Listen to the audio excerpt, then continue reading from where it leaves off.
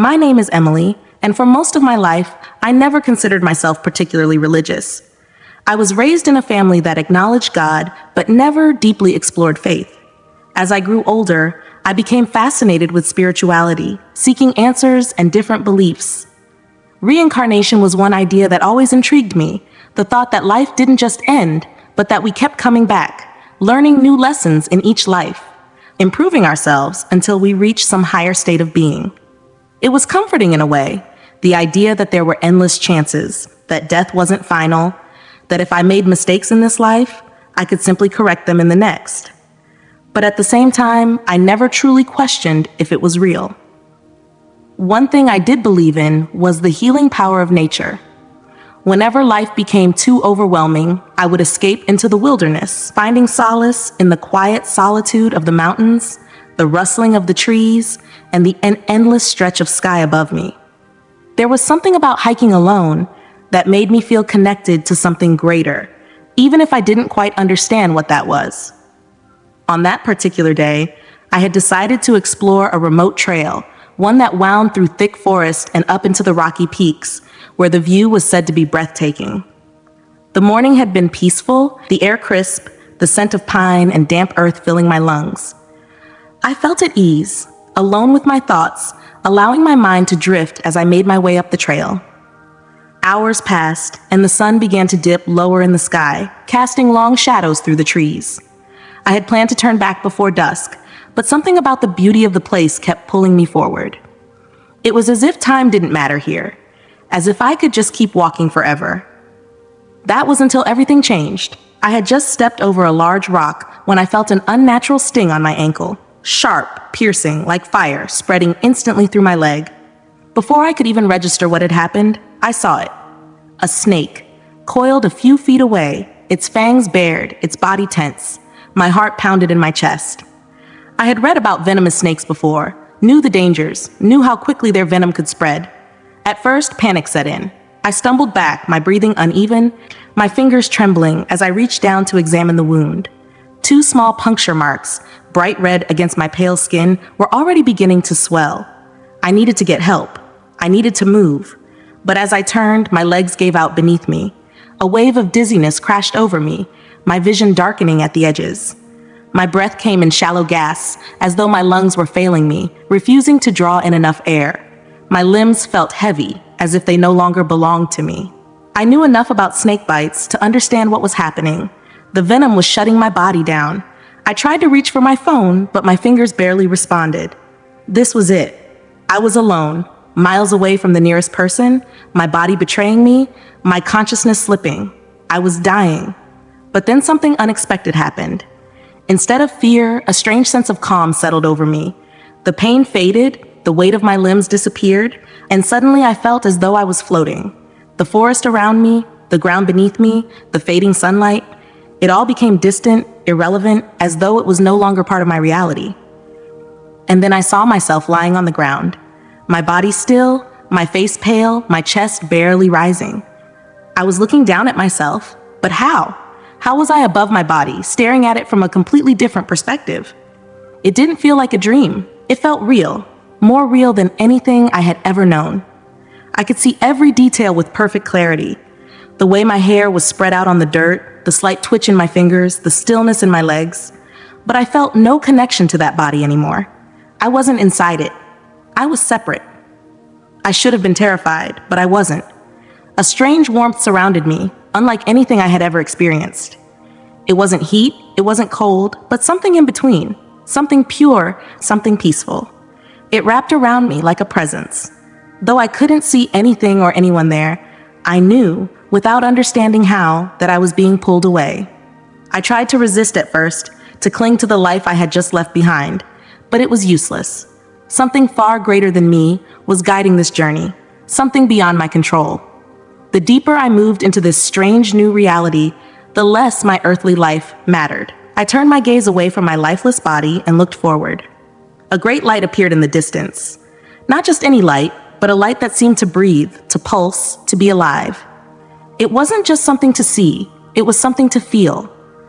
It called to me, pulling me forward with an undeniable force. And as I moved toward it, the world I had known, The trees, the mountains, the fading sun dissolved into nothing. I had stepped beyond life, and I was about to discover the truth. The sensation of floating was unlike anything I had ever known. I was weightless, unbound by gravity, completely detached from the physical world I had just left behind. The forest, the dirt, the fading sunlight, they all felt distant, like a fading memory, something that had belonged to me only moments ago but was no longer mine. My body, the one I had known all my life, lay motionless beneath me, its chest barely moving, its skin pale, its limbs lifeless. But I wasn't afraid. If anything, I felt a strange sense of clarity, as though for the first time I was seeing everything as it truly was. I tried to move, but there was no effort required. I was being pulled, not by force, not by wind or gravity, but by something unseen, something far, far greater than myself. It was as if my soul was responding to a call I hadn't yet fully heard. I wasn't just leaving my body, I was leaving the world itself. The trees, the sky, even the sounds of nature, they began to dissolve, fading into a vast, endless space. The air around me, if it could even be called air, was silent at first, stretching in every direction, with no horizon, no ground, no sky. It was not dark, but it was not light either. It was something in between, a void yet filled with something unexplainable. I didn't feel lost or disoriented. In fact, I felt more aware than I ever had in my life. I knew I was somewhere else, somewhere beyond life. Then I heard it, a voice, strong yet gentle, powerful yet full of love. It wasn't coming from any direction. It was everywhere, all around me, resonating deep within me like it was speaking to my very soul. It called my name, not just the way people had spoken it before, not just as a word, but in a way that made me feel completely known. The moment I heard my name, a great light appeared ahead. It was unlike anything I had ever seen, not just bright, but alive. It pulsed, breathed, moved, yet it was steady and constant at the same time. It wasn't just something I saw. It was something I felt. It reached out toward me, calling me, drawing me forward, filling me with warmth. For a moment, I hesitated. Somewhere deep inside, a part of me still clung to the world I had left behind. My life, my body, my thoughts about what death was supposed to be. They all still existed within me. Was I supposed to let go? Was this really the end? But then the warmth around me grew stronger. The closer I moved to the light, the more I felt whole, complete, as if I had always belonged here. And that's when I realized I was not alone. The presence wasn't just near me, it was surrounding me, filling every space, every part of my being. It was greater than anything I had ever imagined, greater than anything I had ever believed in. I had spent so much of my life searching for truth, for meaning, for understanding in different beliefs, in philosophies, in ideas. But standing here, in this place beyond time, beyond space, beyond life itself, I understood something I had never grasped before. I wasn't just in the presence of truth.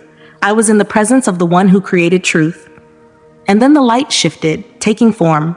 A figure emerged from it, brighter than the sun, yet gentle, radiating authority, yet full of love. I knew who it was before I could even process the thought. It was Jesus. He stood before me, more real than anything I had ever known. His presence alone silenced every question I had ever asked, every doubt, every wandering thought. His eyes met mine, and for the first time, I felt what it truly meant to be seen. And then he spoke. The moment I laid eyes on him, everything else ceased to exist. Jesus Christ stood before me, more real than anything I had ever known. His presence wasn't just something I saw, it was something I felt in every part of me. Love, truth, power, everything radiated from him, yet it was unlike anything I had imagined before. This wasn't the distant, quiet figure from paintings or stories. He was alive, commanding. His presence was overwhelming in a way that made my soul tremble. His eyes met mine, and in that instant, I felt completely exposed. Not just my actions, not just my words, but everything I had ever thought, everything I had ever felt. There was no hiding, no pretending, no justifications. It was as if he had seen my entire life in a single moment. Every choice I had ever made, every doubt I had ever carried, every time I had searched for meaning in places that had only left me empty. Yet there was no condemnation in his gaze, no anger, only truth. Before I could speak, before I could even process what was happening, he asked me a question that sent a chill through my soul. Do you know why you are here? His voice was both gentle and powerful, like the roar of an ocean and the whisper of the wind all at once. It wasn't just a question, it was an invitation to face the truth. I tried to answer, but the words wouldn't come. My mind raced. Had I died? Was this judgment? Was this heaven? My entire life, I had entertained so many ideas about the afterlife. I had considered reincarnation, the idea of coming back in another form, living another life endlessly, trying to get things right. It had been comforting to believe that I had infinite chances, that mistakes could always be corrected in another life, that nothing was ever final. But standing here, in the presence of the one who created everything, I felt something I had never felt before: certainty. And deep inside, I knew I was here to learn the truth. I opened my mouth to respond, but before I could speak, Jesus raised his hand. Instantly, everything around us changed. The vast expanse of light shifted, bending, shaping itself into something new. It was as though time itself folded, revealing something hidden behind a veil I had never even known was there. And in an instant, I was no longer just standing before Jesus. I was standing in the midst of a revelation that would change everything I had ever believed. The world around me shifted, and suddenly I was no longer standing in the light. I was in a vast open space, but it was not empty. Visions began to unfold before me, scenes of life, death, and the countless ways people had tried to understand them. It was as though I had stepped outside of time itself, watching history play out before me in a way I had never imagined. I saw ancient civilizations, people gathered around fires, whispering about what happens after we die. Some believed the soul simply faded into the void, ceasing to exist. Others believed in elaborate afterlives, places where the dead lived on as shadows of their former selves. And then I saw the birth of the idea that had always fascinated me: reincarnation. It appeared in so many forms, across different cultures, different beliefs. Some thought souls returned to Earth in endless cycles, living life after life in a constant state of renewal, working towards some higher enlightenment. Others saw it as a form of punishment or reward. If you lived well, you would return as something greater, more powerful, more pure. If you lived poorly, you would return as something lesser, a life of suffering and struggle. Each belief system had its own version of the truth, but they all had one thing in common: people were searching. As I watched these beliefs unfold before me, I felt something deeper: the fear that had driven them. People did not just invent these ideas for no reason. They were afraid of the unknown, afraid of judgment, afraid that death might truly be the end, or worse, that it might not be. I saw people throughout time clinging to reincarnation as a way to avoid that fear, to convince themselves that they had endless chances, that nothing was ever truly final. And as I watched, I realized that I had been one of them. I had always liked the idea of reincarnation because it made life feel less urgent. If I had another chance, another life to live, then my mistakes weren't as heavy, my regrets weren't as serious. There was always more time, more opportunities, another road to take. But then Jesus spoke, and his words shattered everything I thought I knew. They seek the truth, but they are looking in the wrong place. His voice carried no anger, no condemnation, only truth, deep, undeniable truth that pierced through every excuse, every false belief, every comfortable lie. I turned to him, my heart pounding. I had to ask, I had to know, is reincarnation real? The moment the question left my lips, the entire vision before me changed. Instead of watching history, I was now watching something deeper, the way God designed life to be.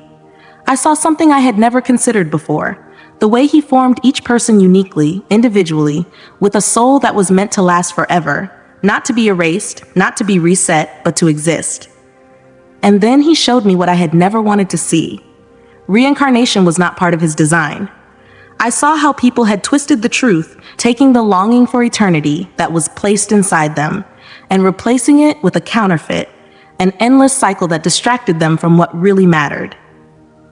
Instead of seeking God, they sought their own path, believing they could perfect themselves over time, that they could fix their own mistakes, that they didn't need a savior because they could always try again. But it wasn't real. It was never real. There is no coming back. There is only one life, one soul, one eternity. I felt my heart sink. How could so many people have been wrong? How could so many be deceived? But Jesus, knowing my thoughts, spoke again. The enemy does not need to make you reject God outright. He only needs to make you believe you have more time. I felt those words in the deepest part of my being. It had always been about time. Reincarnation told people they had endless time, that their choices weren't final, that they could always fix things later. But Jesus was showing me that later doesn't exist. And as the weight of that truth settled over me, I realized something even more terrifying. If reincarnation isn't real, then what happens when we die? I turned to Jesus, my voice shaking. Then what happens to people if they don't get another life? What happens to their souls? The moment I asked, the vision shifted again. What he showed me next would change everything.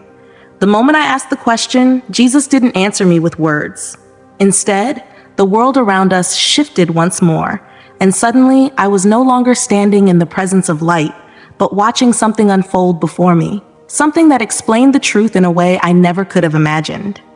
I saw creation itself, not just the beginning of the world, but the way each soul was formed, not by accident, not by chance, but intentionally, carefully, with divine purpose.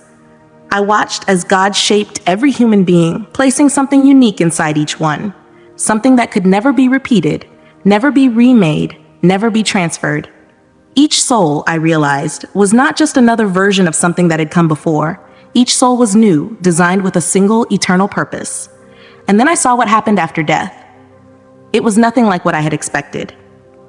I had always imagined reincarnation as a gentle cycle, life after life, new beginnings, endless opportunities. But what I saw now was entirely different. I watched as souls left their bodies, rising from the earth, moving towards something beyond human comprehension. But instead of returning, instead of starting over, they moved toward a single destination, either into the presence of God or away from it. There were no second chances, no repeating lives, no returning to try again. Some souls entered into a light so pure, so overwhelming that I could barely comprehend it. These were the ones who had sought God, who had placed their trust in Him, who had chosen truth over deception. They were not recycled into another existence. They were complete. They had reached the eternity they were always meant for. But others turned away, not because they were forced to, not because God rejected them, but because they chose separation. I watched as some souls, filled with regret and sorrow, tried to resist the pull, but they could not. They had spent their lives turning from God, and now, in the moment that mattered most, they had no connection to Him. And suddenly, I understood. This was why reincarnation had been such a dangerous lie. It wasn't just that it wasn't real, it was that it had deceived millions into thinking they had all the time in the world, when in reality, they had only one life, one chance, one eternity to prepare for. I turned to Jesus, my mind spinning, my heart pounding. This was too much. How could so many people believe in something so deeply, only for it to be false? How could so many trust in the idea that they would return, never realizing they were running out of time? Jesus looked at me with deep sorrow, yet also with love. He had seen my thoughts before I even spoke them. And then He said something that sent a chill through my entire being. It is appointed for man to die once, and after that comes judgment. The words echoed inside me, reverberating through my soul. I had heard this before. I had seen it in scripture, dismissed it, ignored it, believing it was too rigid, too final.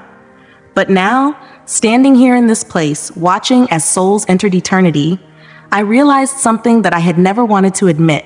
The truth had been in front of me all along. All my life, I had wanted to believe that people had more chances, that if someone messed up in this life, they could correct it in another. That if someone never found God, they would have another opportunity in a future existence. That everything would eventually work itself out, no matter what path someone took. But now I saw the truth. There was no eventual. There was only now. One life, one soul, one eternity. I felt my heart ache for all the people still on earth who believed in the lie of reincarnation, who believed they had forever to find the truth. How many had put off seeking God because they thought they had another chance waiting for them? How many had lived carelessly, thinking they would fix things in another life, never realizing that their time was running out? I looked back at Jesus, desperate for answers. What about those who never heard the truth? What about those who were deceived? Was there any hope? As I asked, the vision before me changed again. I was about to see what Jesus had been waiting to show me all along. The way back. The way to escape the deception. The way to find eternity with him. The moment I asked the question, the world around me shifted again. Jesus didn't just answer with words. He showed me the truth. And what I saw next sent a chill through my entire being. I saw the world, not as I had known it, but as it truly was. A place of great deception. A place where people clung to false beliefs, not because they were evil, but because they were afraid. Afraid of accountability, afraid of judgment, afraid to accept that their choices in this life truly mattered for eternity. I saw how so many believed in reincarnation because it was comforting. It removed the urgency. It made people feel like nothing was ever final. If they failed, they could just try again. If they made mistakes, they could fix them in another life. If they never found God, they would have another chance, another path, another opportunity to figure things out. But it was a lie. Jesus' voice carried through the vision, full of sorrow, yet unwavering in truth. This belief has stolen eternity from many. And then I saw it. I watched as countless souls reached the moment of their death, fully expecting to return, fully believing that they would wake up in another body, another time, another existence. But they didn't. Instead, they found themselves before the truth, before eternity. And as they realized they had been deceived, the weight of that realization crushed them. I saw their faces: shock, regret, fear. They had spent their entire lives believing they had more time, and now there was no time left. I wanted to turn away, but Jesus wouldn't let me. I needed to see it. I needed to understand. Reincarnation wasn't just false. It was one of the greatest deceptions ever placed upon humanity, because it did the one thing that the enemy wanted more than anything else. It made people delay seeking God, and that was all it took. I saw how people who could have been saved, who could have turned to God, who could have had eternal life in his presence, never did, not because they outright rejected him, but because they thought they had another chance, another life, another opportunity to find the truth. And by the time they realized they had been deceived, it was too late. I turned to Jesus, my heart racing. But they didn't know. They truly believed. Is there no hope for them? His eyes were full of sorrow. They chose to believe a lie rather than seek the truth. I call to every soul, but many ignore my voice because they do not think they need me. Yet I wanted to argue, to fight against the finality of it. It felt so unfair. But then he showed me something else. A different group of people. Those who had sought the truth, even when it was difficult. Those who had questioned, who had prayed, who had asked God to reveal himself, and he did. I saw how those who truly wanted to know the truth were always led to it. Some had been raised in false beliefs, yet something in them had always longed for more. They had sensed the deception. They had cried out to God, even if they didn't fully know him yet. And because of that, he had guided them. Jesus turned back to me. Those who seek me will find me. Those who listen to my voice will not be deceived. And I understood. It wasn't about how many chances someone had. It wasn't about being born again into another life to fix past mistakes. It was about whether or not they chose to seek him now, because there was no cycle, no endless loop, only one life, one soul, one eternity. And then Jesus showed me something even more powerful. What happens when people truly seek him? What awaits those who turn to God? I saw people breaking free from deception, choosing to follow him rather than rely on the false security of endless lifetimes. I saw the joy in their faces as they realized that they didn't need reincarnation, they needed salvation. I saw people who had been lost, now found. I saw those who had doubted, now believing. And I saw what waited for them beyond this life. Not another rebirth, not another cycle, but a true home, a place of love, of peace, of eternal joy in the presence of the one who created them. And then Jesus looked at me. Now do you understand? Tears streamed down my face. I nodded. I had spent so much of my life believing in a lie. But now I knew the truth, and I knew I had to share it. The moment Jesus raised his hand, the world around us changed once more. Gone were the visions of deception, of souls lost in regret, of the dangers of believing in endless lifetimes. Now I saw something entirely different, something more beautiful than anything I had ever imagined. Before me stretched an endless expanse of light, Not blinding, not harsh, but warm, filled with a love so deep that it touched every part of me. It was heaven, but not just the version I had vaguely believed in before. This was real, more real than the world I had come from, more real than anything I had ever known. I saw souls standing in the presence of God, fully alive, fully at peace, completely free from sorrow, pain, or regret. Yet, they were not waiting for another life. They were not trapped in an endless cycle. They were home. Tears filled my eyes as I watched them. This was what we were made for, not reincarnation, not the struggle of constantly returning, trying to fix what was broken, but restoration, reunion, completion. Jesus walked beside me, his presence overwhelming yet peaceful.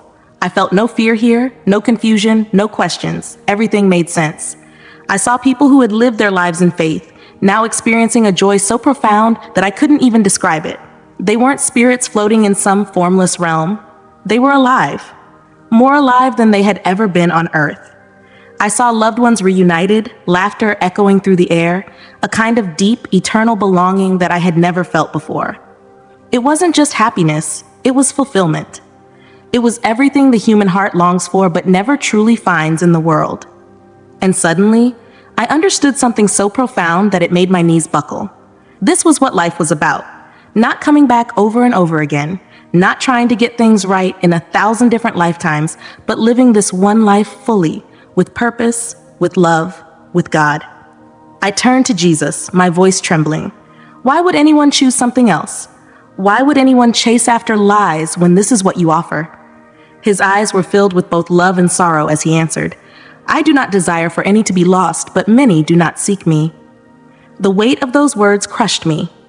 It wasn't that God rejected people. It wasn't that he kept them from the truth. It was that so many refused to seek him. People spent their lives chasing temporary things, convincing themselves that they had all the time in the world. They ignored the voice calling them back, distracted by everything but the one thing that mattered. And I had been one of them. I had spent years believing I had more time, that if I didn't get it right in this life, I could just fix it in another, that nothing was truly final. And in doing so, I had wasted so much of the life I had been given. Jesus placed a hand on my shoulder, his voice both firm and full of grace. It is not too late. You have seen the truth. Now you must choose what to do with it. I looked back at heaven, my heart aching. I didn't want to leave. How could I? How could I go back to the world after seeing this? But Jesus's eyes held something I hadn't expected, a deep certainty, a knowing that my time here was not yet complete. And then he spoke words that sent a shiver through my soul. It is time. I felt something shift inside me. I wasn't ready. I wanted to stay, but I knew what he meant. I knew I had to return.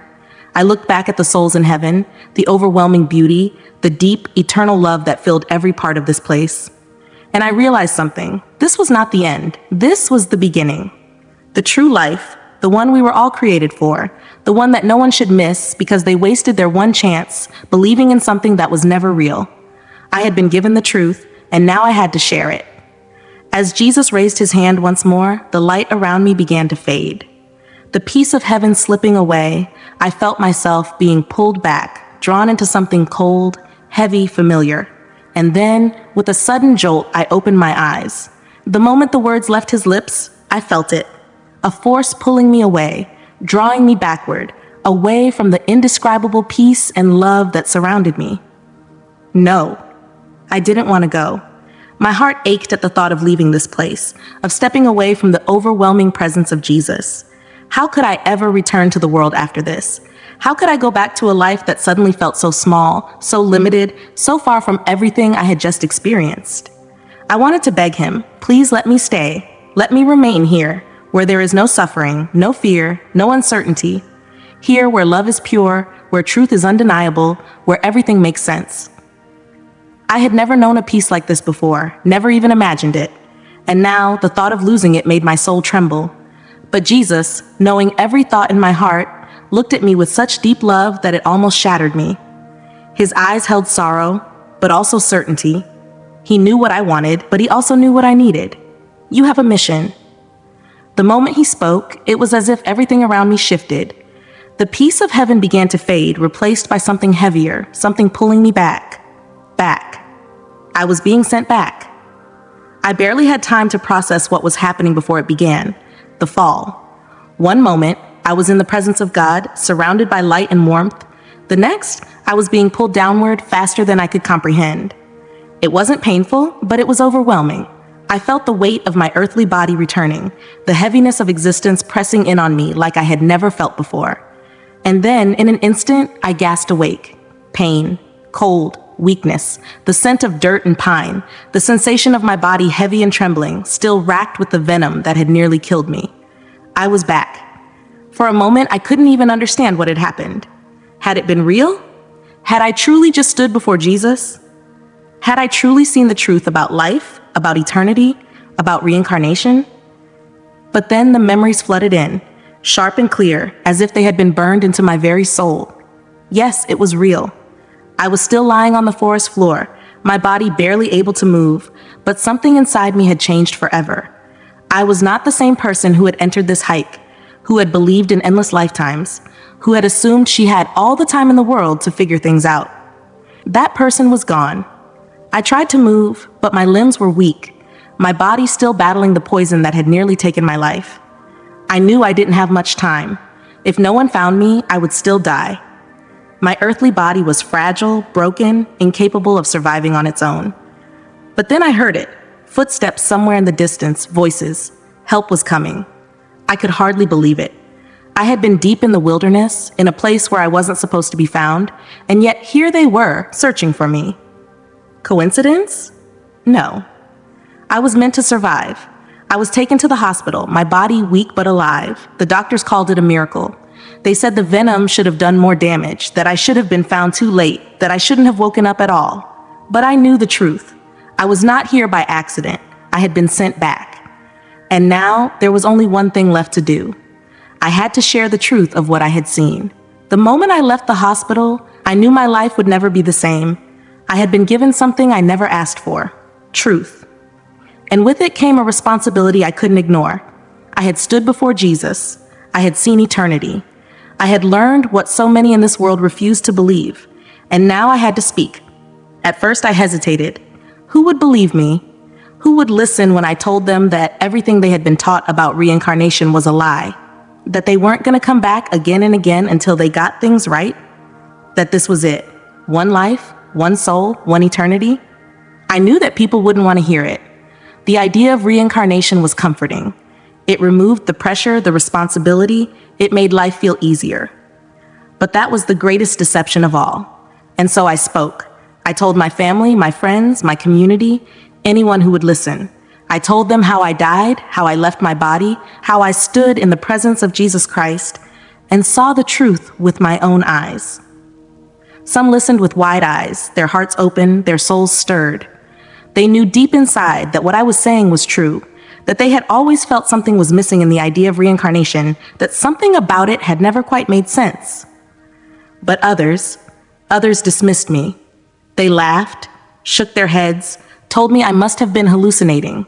They clung to their beliefs, unwilling to even consider the possibility that they had been wrong all along. And that was the most heartbreaking part of all. Not everyone wants the truth. Some people are too invested in the lie to ever let it go. But that didn't mean I could stay silent.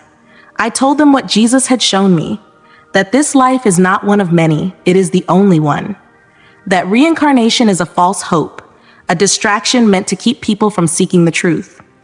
That every single choice we make in this life has eternal consequences, that after death, we do not come back, we stand before God. I warned them not to waste their lives believing in something that was never real, not to put off seeking Jesus, thinking they had more time, another chance, another lifetime to figure things out, because they didn't. None of us do. I told them that eternity is real, that heaven is real, that God's presence is real, and that the only way to be with Him is to seek Him now. Not later, not in another life, now. Some listened, some mocked me, but I didn't care, because I knew what I had seen. I had felt the presence of Jesus. I had heard His voice. I had stood in the truth of eternity. And I would spend the rest of my days making sure that as many people as possible heard this message before it was too late. Do not waste your time believing in lies. Seek Jesus while you still have the chance, because eternity is real, and it begins with the choices you make today.